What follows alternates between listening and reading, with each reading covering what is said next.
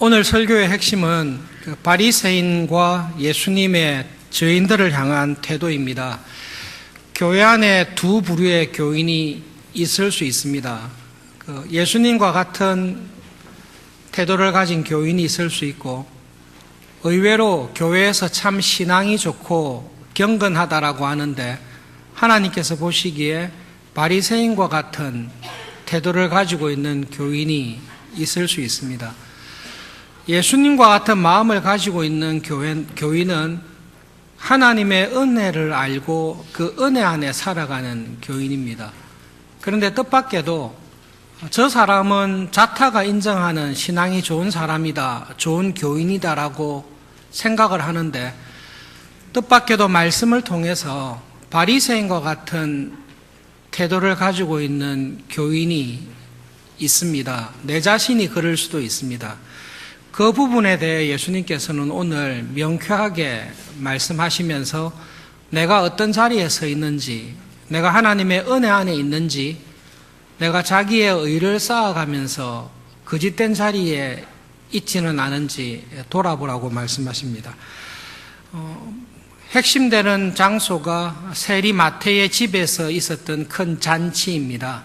그래서 오늘 잔치집에 세리들과 죄인들과 함께 계시는 예수님을 보면서 그 예수님을 비난했던 바리새인과 자신을 비난하는 바리새인들을 향해서 예수님께서 주신 경고의 말씀을 살펴보겠습니다. 그러기 위해서 먼저 살펴봐야 될 것이 세리 마태의 회개입니다.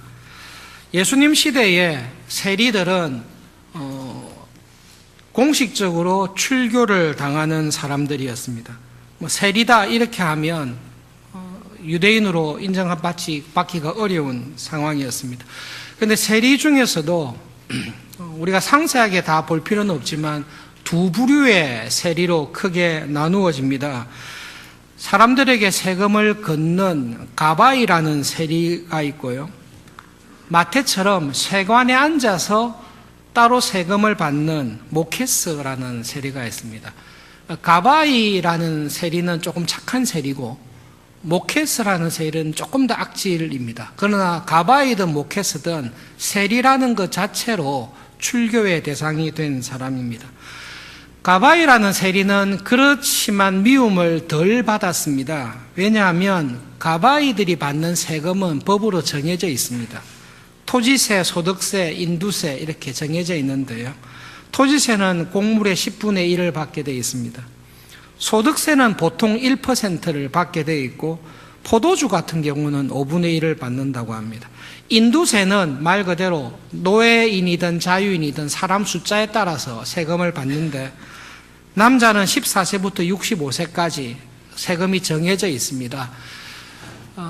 세리가 원래 나쁘긴 하지만 가바이에 해당하는 세리들은 재량껏 나쁜 짓을 할 수 있는 재량이 별로 없었습니다.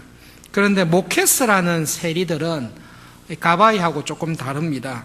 세관에 앉아서 자기 나름대로 세금을 부과해서 받는 것입니다.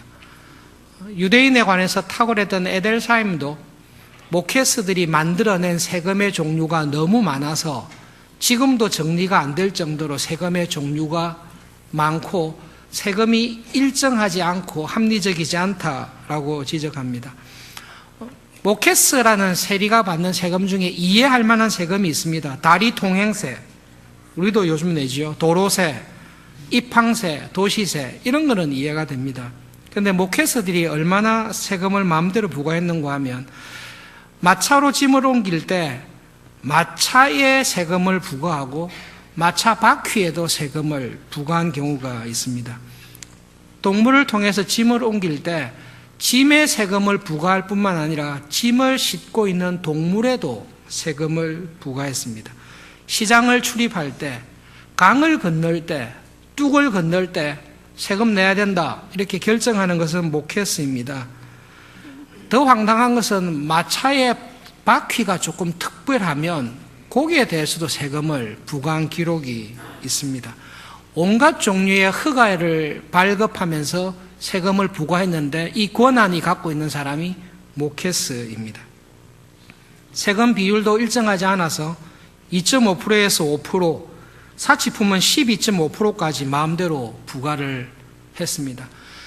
당시 유대인들이 모케스에 대해서 얼마나 치를 떨었는가 하면 모케스가 자기의 세관을 만들어 놓고 지나가는 사람에게 부과합니다. 저 앞에서도 세금 부과했는데 내한테 오면 내가 또 부과합니다. 싣고 가던 짐을 다 내려서 전부 다 내용물을 다 풀게 만들고 개인적인 서신까지도 일부러 공개하고 세금을 자기가 원하는 대로 만들어서 부과합니다. 이 모케스들의 강탈과 약탈 또 무례함은 사람들에게 원성이 자자했습니다. 그래서 세리는 가족 가운데 한 사람이 세리가 되면 가족의 일원으로 받아주지 않았습니다. 사회생활할 때에 어떤 재판을 하거나 재판이 있을 때 정인으로 정은을 쓸 때에 세리의 정은은 인정하지 않았습니다. 왜냐하면 세리라는 직업 자체가 항상 거짓말을 하고 불의하고 악을 행하기 때문에 세리는 정은으로 출석할 수도 없고 세리의 정은은 유효하게 받아들이지 않는 사회 분위기였습니다. 세리가 재판을 한다, 이거는 말도 안 되는 내용이었습니다. 그래서 랍비들은 자기 제자들에게 세리들하고는 일제 식사하지 말고 교제하지 말라. 죄인들 중에 죄인이고 회개할 가능성이 가장 없는 죄인들이 세리들이었습니다. 그 세리들 중에서도 악랄한 사람이 세관에 앉아있는 모케스인데요. 세리 마태가 바로 그 모케스였습니다. 이렇게 악랄했던 모든 사람에게 가족들에게도 비난을 받고 가족들에게도 추방을 당하고 사회적으로 거의 매장당해 있는 이 세리였던 마태가 어떻게 해서 예수님을 믿고 따르게 되었는지에 대해서는 전혀 기록이 없습니다. 마태복음을 기록하고 있는 마태는 자기 이야기를 쓰고 있습니다. 그렇지만 마태가 언제 어떤 계기로 어떤 은혜를 통해서 자기가 회개를 하고 예수님의 말씀을 통해 은혜를 받았는지에 대한 간증은 전혀 기록하지 않습니다. 성경은 개인이 받은 은혜나 개인의 영적인 채무에 대해 극히 조심하며 간증하는 일을 삼가하는 것을 볼 수 있습니다. 우리의 연약함이 있기 때문에 간증을 하다 보면 자연스럽게 자기의 신앙의 경험과 은혜를 자랑하게 되고 그것을 듣다 보면 하나님의 은혜보다는 그 사람의 개인적 신앙의 경험이 두드러지기 위험이 있기 때문일 것입니다. 어쨌든 마태는 자기의 신앙의 경험, 갈릴리 바닷가에서 말씀을 전하시던 예수님의 말씀을 분명히 들었을 것입니다. 그 말씀을 통해 어떤 구원의 은혜를 준 것에 대해서는 마태는 침묵하고 있습니다. 그러나 마태가 한 가지 분명하게 기록하는 게 있습니다. 알고는 있었습니다. 예수님에 대한 설교와 소문을 듣고 있었습니다. 그의 마음에 이미 성령님께서 주시는 회심의 은혜가 아마 있었을 것입니다. 어느 날 예수님께서 여전히 세관에 앉아 가까이 가고 싶으나 갈 수 없고 말을 붙이고 싶으나 전혀 붙일 수 없는 예수님께서 세관에 있는 자기를 보시면서 부르셨습니다. 네가 나의 제자가 되기를 원한다라고 예수님께서 그를 제자로 부르셨습니다. 위대한 랍비들 가운데 한 사람으로 생각했던 예수님께서 랍비들은 제자들에게 세리하고는 상종하지 말라고 가르치고 있는 분위기 속에서 예수님께서 자기를 부르시면서 모케스였던 자기를 부르시면서 내 제자가 되기를 원한다라고 마태를 부르셨습니다. 그리고 그를 사도로 예수님께서는 택하셨습니다. 마태는 자기에게 주신 하나님의 은혜, 예수님의 은혜를 기록하면서 예수님께서 그 말씀으로 나를 불렀을 때에 세리 마태는 모든 것을 다 버려두고 예수님을 따랐습니다. 그것이 그가 받은 은혜를 간단하게 그러나 가장 정확하게 간증을 하고 있습니다. 이때까지 가졌던 모든 것, 자기가 그 주님을 따르기 위해 어떤 희생과 은혜와 대가를 치렀는지에 대한 이야기는 전혀 없이 주님께서 목회서였던 나를 제자로 불러주셨습니다. 그래서 저는 모든 것을 버려두고 그날 이후 주님을 끊임없이 따르게 되었습니다. 라는 간증을 하고 있습니다. 마태가 받은 은혜와 감격이 굉장히 컸습니다. 그래서 성경에 자기 집에서 큰 잔치를 벌였습니다. 큰 잔치를 벌이고 모든 친구들을 초대했습니다. 마태가 초대할 수 있는 친구들은 누구겠습니까? 전부 다 세리입니다.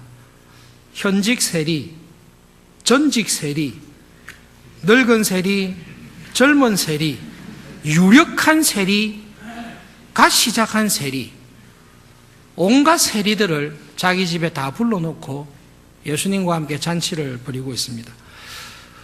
궁금한 질문인데요. 세리를 안 불러도 되잖아요. 그죠?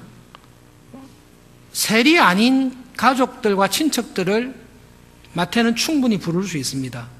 그런데 그 잔치에는 마태가 자기와 똑같은 죄인인 세리들을 왕창 불렀습니다. 왜 세리를 불렀겠습니까? 엉뚱한 생각인데요. 마태의 생각에 예수님과 함께 사역을 하다 보면 유력한 세리들의 도움이 많이 필요할 것이다. 그러니 내가 알고 있는 인맥 속에 유력한 세리들을 소개해드리면 예수님께서 사역할 때에 이 세리들의 도움을 받을 수 있지 않을까. 그런 의도로 세리들을 불렀겠습니까? 전혀 그렇지 않을 것입니다. 마태가 자기 집에서 했던 큰 잔치에 세리들을 다 부른 것은 자기가 예수님께 받은, 자기가 하나님께 받은 은혜가 어떠한 것인지를, 나에게 주신 예수님의 은혜가 어떠한 것인지를 보여주는 대표적인 모습이 지금 세리, 악명 높은, 회개하기 가장 어렵다고 분류되는 모케스라는 세리들이 모여있는 그곳에 예수님께서 중앙에 딱 계신 것입니다. 마태의 마음에는 이것이 있습니다. 세리들을 다 불렀습니다. 왜 불렀습니까? 예수님은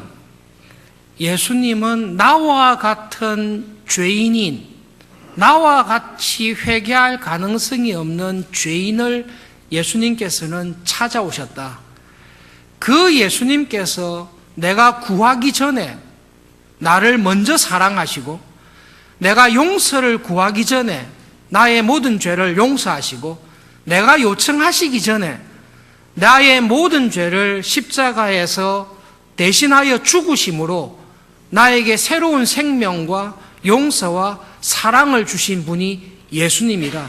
예수님은 내가 죄인 되었을 때에, 여전히 하나님과 원수처럼 지내고 있을 그때에 나에게 찾아오셔서 나를 부르시고 예수님의 제자가 되는, 하나님의 자녀가 되는 은혜를 주셨다. 이것이 마태가 경험한 예수님을 통한 은혜입니다.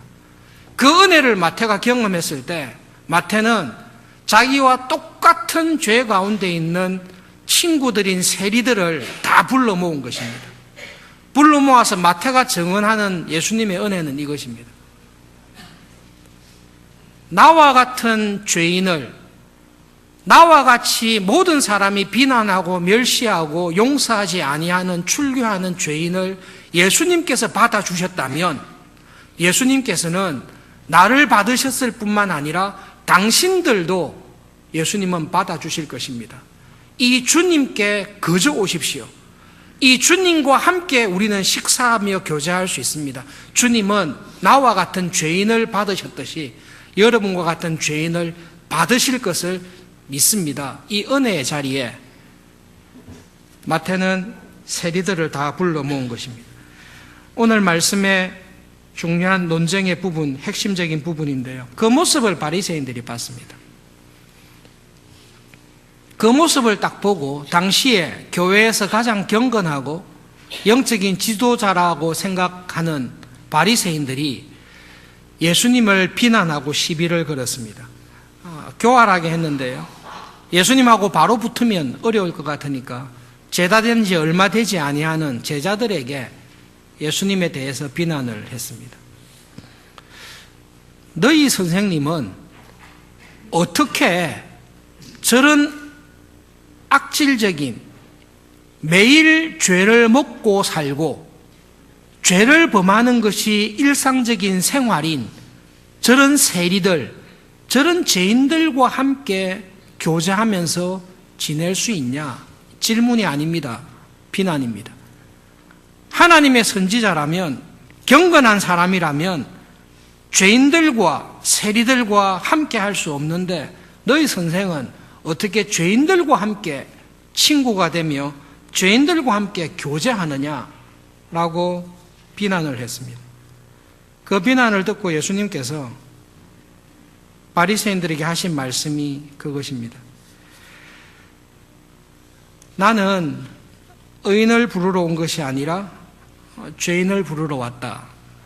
그러면서 바리새인들에게 성경 말씀을 지적하셨습니다. 너희들은 죄인과 함께 죄인을 영접하고 죄인과 함께 교제하는 나를 보면서 경건한 사람, 하나님의 은혜 안에 믿음으로 살아가는 사람은 저런 행동을 해서는 안 된다라고 나를 비난하고 있구나. 너희들은 성경을 다시 봐야 되겠다. 너희들이 알고 있는 성경의 하나님의 말씀을 너희들은 오해하고 있구나.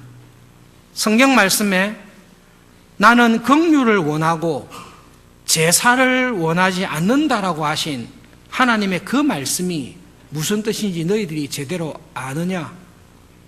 너희들 가서 말씀을 다시 배우라고 이야기를 하고 계십니다. 여러분, 예수님과 바리새인의 하나님을 믿고 믿음으로 살아가는 두 부류의 사람이 있을 때 하나님의 은혜 안에 살아가는 예수님과 같은 태도를 보이는 교인이 있고, 하나님을 믿고 하나님의 은혜 안에 살아간다라고 하면서도 바리새인과 같은 태도를 보이는 교인이 있습니다. 내가 하나님의 은혜 안에 있는지 그렇지 않은지는 우리의 행동을 통해서 분명하게 드러납니다. 여러분, 말씀을 보실 때 예수님께서 설교하시고 가르치신 내용이 하나님 나라의 비밀을 풍성하게 보여줍니다. 그런데 예수님께서 하신 가르침과 말씀보다 어떻게 보면 더 강력한, 더 중요한 하나님의 나라를 보여주는 게 있는데요. 그것은 예수님께서 하시는 행동입니다. 예수님께서 어떤 행동을 하셨나라는 것은 예수님께서 어떤 가르침을 주셨나라는 설교보다 더 강력한 하나님의 나라와 은혜가 무엇인지를 우리에게 보여주는 하나님 나라의 확실한 계시가 됩니다. 예수님께서는 오셔서 죄인들을 찾으시고 죄인들과 함께 지내십니다. 그것이 예수님께서 보여주시는 하나님의 나라와 은혜의 비밀입니다. 바리새인들은 자기 수준에 맞는, 내 수준에 맞는 사람들을 선택합니다. 바리새인들은 자기가 배운 성경과 자기의 경건을 가지고 저 사람이 어떤 사람인지 항상 비판하고 분석합니다. 그리고 내가 사귈 만한 사람인가, 내가 용서해 줄 만한 사람인가, 그리고 내가 사랑해 줄 만한 사람인가를 분석합니다. 사랑해 줄 만한 사람, 용서해 줄 만한 사람, 그런 사람만 사귀입니다. 그러나 내가 사랑해 줄 만하지 않습니다. 내가 보기에 회개하지 않습니다. 내가 보기에 여전히 죄 가운데 있습니다. 그런 사람은 바리새인들은 차별하고 멸시하고 끝까지 미워합니다. 그래서 바리새인들은 예수님에게 이렇게 이야기합니다. 우리가 볼 때는 저런 사람은 사귀면 안 됩니다. 우리가 볼 때는 하나님을 믿는다라고 하면 저런 사람하고는 교제해서는 안 됩니다. 근데 당신은 왜 저런 사람하고 교제합니까? 그것이 바리새인들이 예수님을 비난하고 비판했던 내용입니다. 여러분, 예수님께서 이 땅에 계시면서 그 당시에 교회에 가장 신앙이 좋다라고 자타가 인정했던 바리새인들에 대해 했던 말씀은 오늘날 우리 교회에도 여전히 유효합니다. 교회 안에는 바리새인과 같은 교인이 항상 있습니다. 예수님께서는 바리새인과 같은 믿음 생활, 신앙 생활, 교회 생활을 하는 사람들에 대해서 바리새인의 신앙을 한 번도 경건하거나 옳다라고 칭찬하신 적이 한 번도 없습니다. 오히려 그들의 믿음과 신앙이 얼마나 외식이며 하나님의 은혜 안에서 떨어져 있는지를 명확하게 지적하십니다. 여러분, 누가복음 18장에 있는 말씀을 잠깐 찾아보겠습니다. 오늘 이 세리 마태의 집에서 보여주는 바리새인들의 신앙의 근본적인 문제점을 누가복음 18장 신약성경 125페이지입니다. 9절부터 14절에서 예수님께서 지적하십니다. 누가복음 18장 9절부터 14절, 예수님께서 질책하신 바리새인의 위선적인 신앙을 생각하면서 한 절씩 9절부터 교독하겠습니다. 또 자기를 의롭다고 믿고 다른 사람을 멸시하는 자들에게 이 비유로 말씀하시되,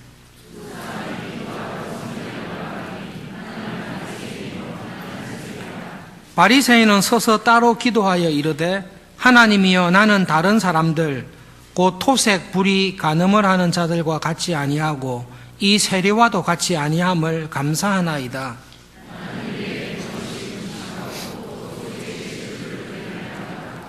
세리는 멀리 서서 감히 눈을 들어 하늘을 쳐다보지도 못하고 다만 가슴을 치며 이르되, 하나님이여 불쌍히 여기소서, 나는 죄인으로소이다 하였느니라.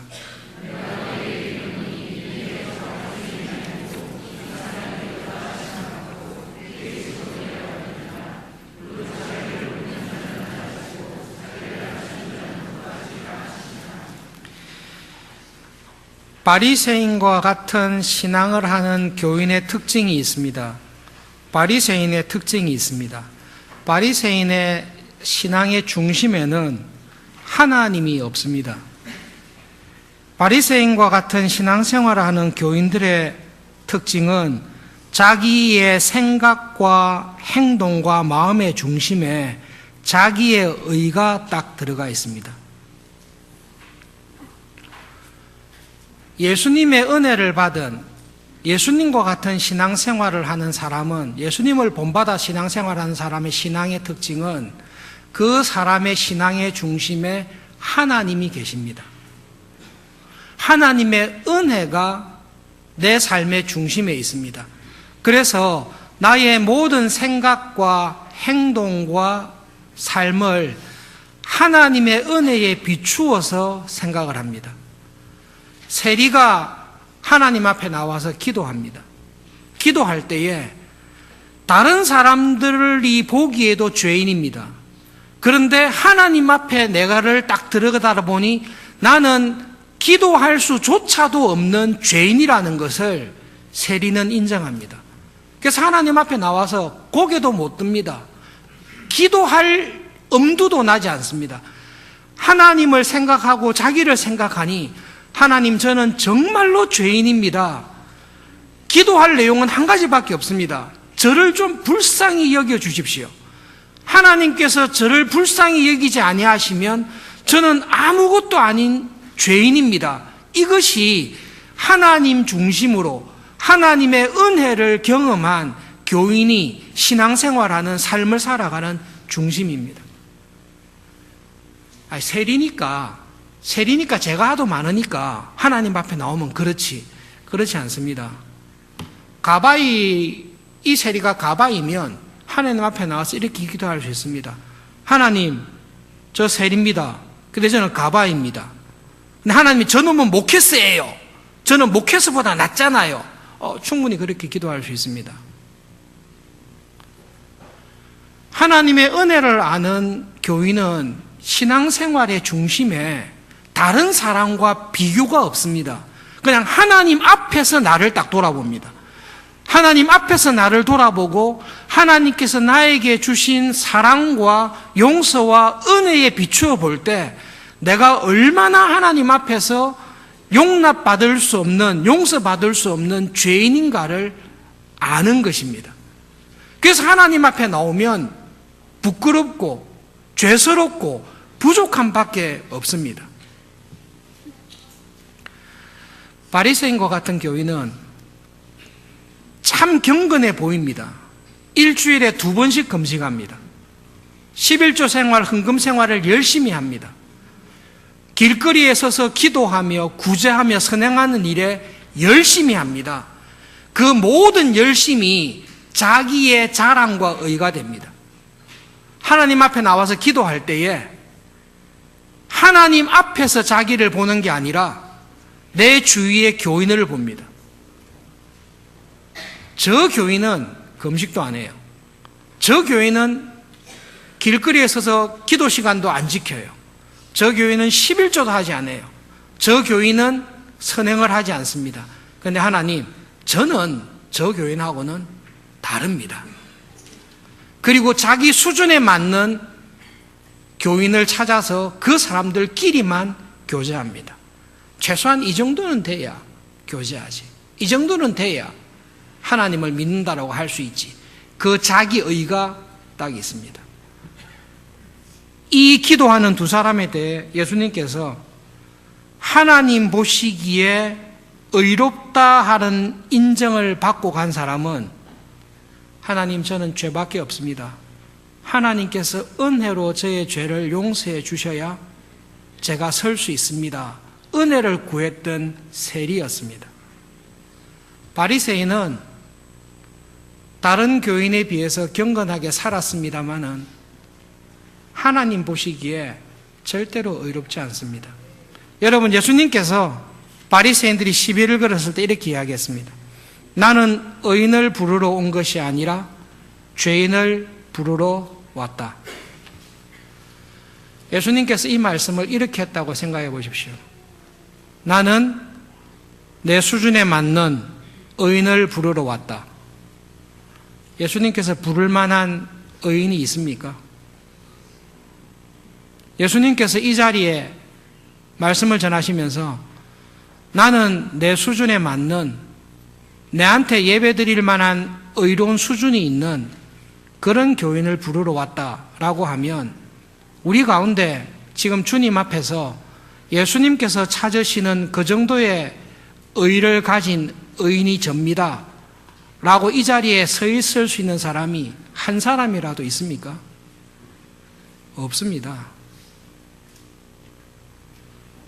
예수님께서 나는 내 수준에 맞는 의로운 사람과 교제하기 위해서 온 것이 아니라 죄인을 부르러 왔다.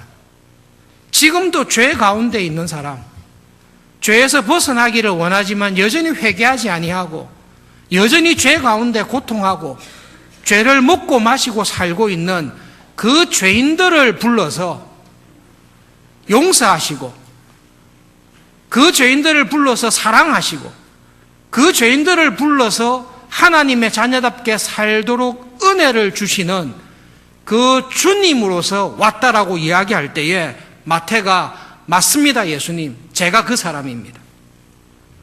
그리고 온 친구들을 다 불러 모았습니다.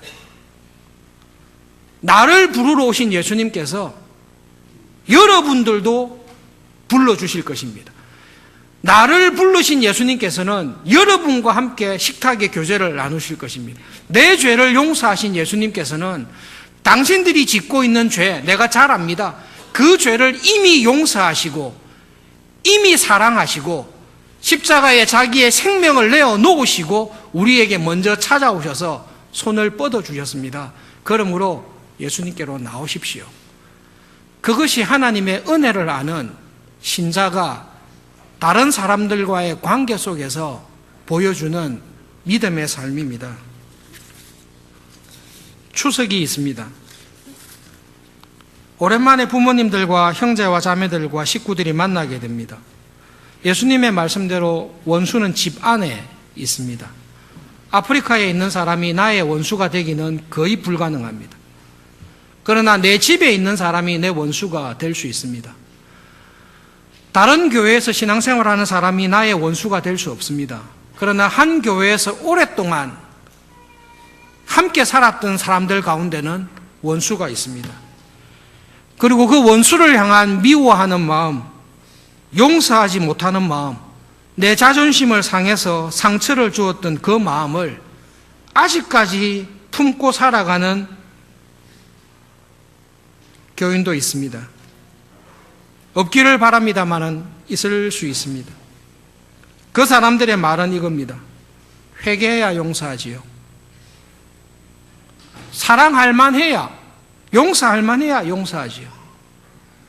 아직도 죄 가운데 있는데, 아직도 세리질을 하고 있는데, 밤낮으로 죄 가운데 먹고 살고 있는데 내가 저런 인간을 어떻게 용서하란 말입니까? 그것이 바리새인과 같은 교인들의 변명입니다. 바리새인들과 같은 교인은 하나님의 은혜를 모릅니다. 자기의 의에 딱 사로잡혀 있습니다. 예수님께서는 하나님의 은혜를 아는 우리들에게 이웃과의 관계 속에서, 가족과 교인과 친척과의 관계 속에서 사랑하고 용서하라고 말씀하실 때 나에게 주신 하나님의 은혜를 기억하고 그 은혜에 합당하게 살라고 말씀하시는 것입니다. 예수님께서 나를 용서하셨습니다. 언제 용서했습니까? 우리가 아직 죄인 되었을 때에, 우리가 여전히 하나님 앞에서 죄인이고 하나님의 말씀을 어기고 내 소견에 좋을 대로 살아가고 있는 그때에 예수님께서 먼저 나를 찾아오셔서 나를 용서하시고 자기의 목숨을 나를 위해 내어주셨습니다. 그 은혜와 사랑을 마태가 받았습니다. 그 용서를 내가 받았습니다. 그 예수님의 은혜와 용서를 받았을 때 마태의 마음이 완전히 바뀌었습니다. 가장 용서하기 어려운, 가장 손 내미기 싫은, 이제는 손을 끊고 두 번 다시 돌아보기 싫었던 죄인인 친구들을 자기 집으로 다 불렀습니다. 그리고 그 친구들에게 이야기하는 겁니다. 나도 당신과 똑같습니다. 그런데 나에게 주신 주님의 은혜와 용서가 있습니다. 그 은혜와 용서는 여러분들에게도 유효합니다. 이 은혜의 자리에 주님과 함께 들어오십시오. 그것이 하나님의 은혜 안에 변화된 신자의 모습입니다. 여전히 미워하는 사람이 있습니까? 여전히 용서하지 못하는 가족이나 교인이 있습니까? 여러분은 바리새인과 같은 자리에 있기 때문에 그렇습니다. 하나님의 은혜 안에 있다면 내 안에 나를 용서하시고 나를 위해 자기의 생명을 내가 원수 되었을 때에 내어놓으신 그 예수님께서 내 안에 살아계시면 용서, 미움을, 원한을, 용서하지 못하는 마음을 결코 영원히 품을 수 없습니다. 그런데 그 마음을 여전히 품고 있습니다. 하나님의 은혜가 중심이 없습니다. 그리고 이 하나님의 은혜 바깥에 있다는 것을 무엇으로 스스로 속이는가 하면 나는 일주일에 2번씩 금식합니다. 이거로 속입니다.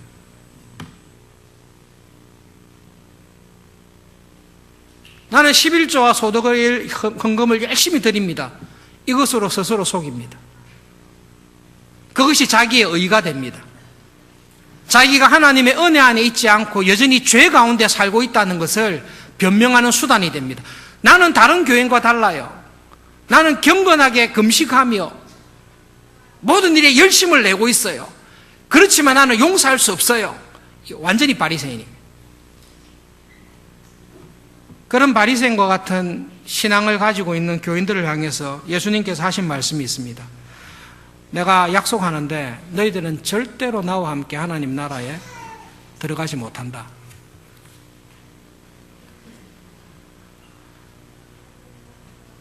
하나님의 은혜를 받았는데 예수님께서 나에게 주신 용서를 이미 다 받았는데 그 용서와 은혜를 받았음에도 불구하고 여전히 내 마음속에 나의 자존심과 용서하지 못하고 미워하는 마음과 형제를 끊임없이 비판하고 판단하는 마음이 나를 사로잡고 있습니다. 그 사람은 그 사람의 중심에 하나님의 은혜가 있는 게 아니라 내가 있습니다. 나의 의가 있습니다. 나의 이유가 있습니다.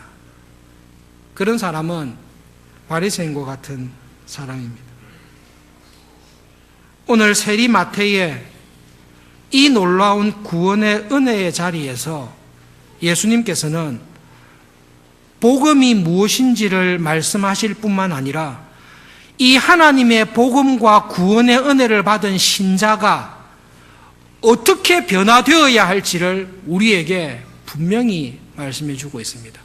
하나님의 은혜가 있는 사람은 세리 마태처럼 변합니다.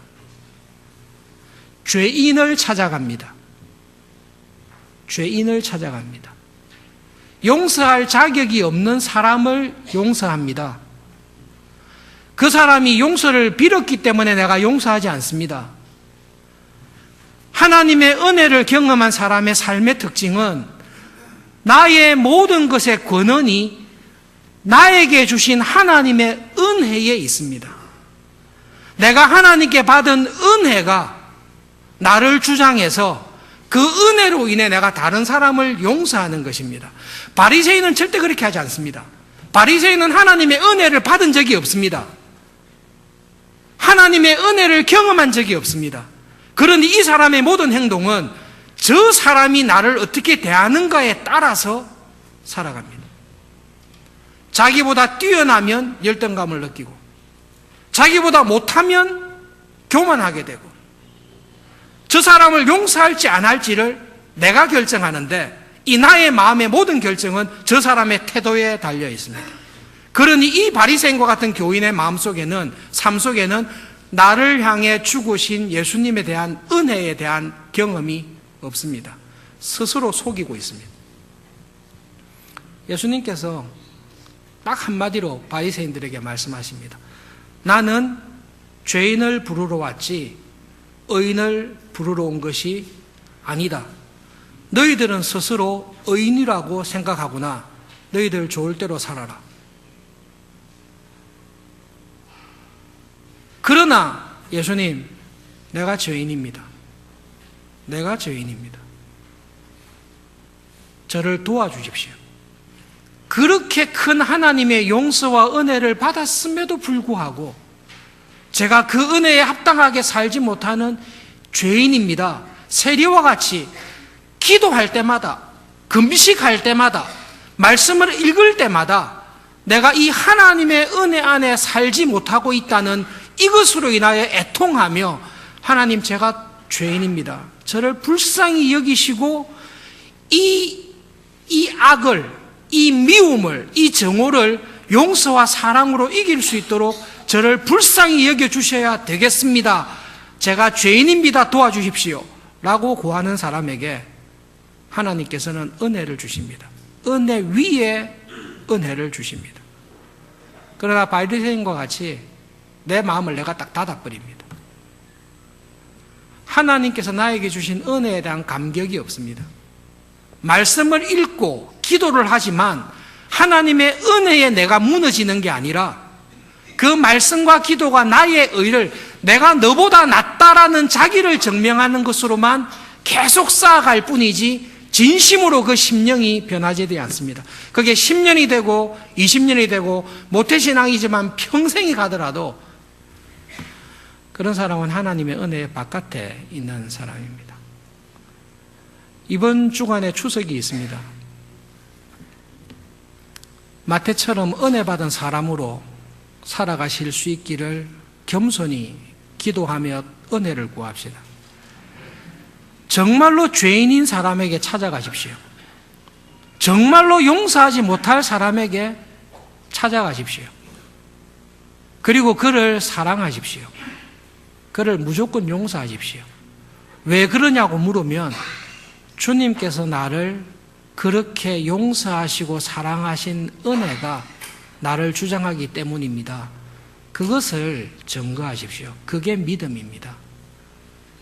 그게 믿음입니다. 신앙생활은 여러분 간단합니다. 그냥 예수님을 닮아가는 것입니다. 내가 죽고 내 안에 예수님께서 사시는 것입니다. 내 안에 예수님께서 사시는 교인은 절대로 바리새인처럼 형제를 대하지 않습니다. 내 안에 예수님께서 살아가 계신 교인은 나도 모르게 마태처럼 바뀌어 있습니다. 나도 모르게 예수님께서 나를 주장하고 있습니다. 그것이 은혜입니다. 그 은혜 안에 살아가는 사람은 내가 이런 일을 했어요 자랑하지 않습니다. 정말로 하나님의 은혜라는 것을 압니다. 정말로 은혜라는 것을 압니다. 여러분, 은혜가 모든 것입니다. 한국교회가 은혜를 참 많이 잃어버린 것 같습니다. 은혜가 우리를 살리고 은혜가 교회를 교회답게 합니다. 이번 한 주간 이 땅에 살아가실 때 그 은혜 안에 살아가실 수 있기를 진심으로 기도하며 은혜를 붙들고 살아가는 추석 명절 기간 되기를 바랍니다. 기도하겠습니다.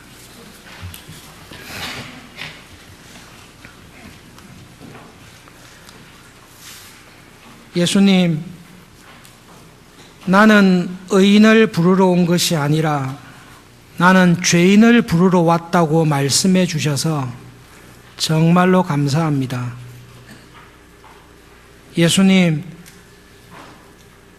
나는 건강한 자를 위해 온 것이 아니라 죄로 인해 신음하고 병들고 죄 가운데 비참한 고통 중에 있는 자를 살리기 위해 왔다고 말씀해 주셔서 감사합니다.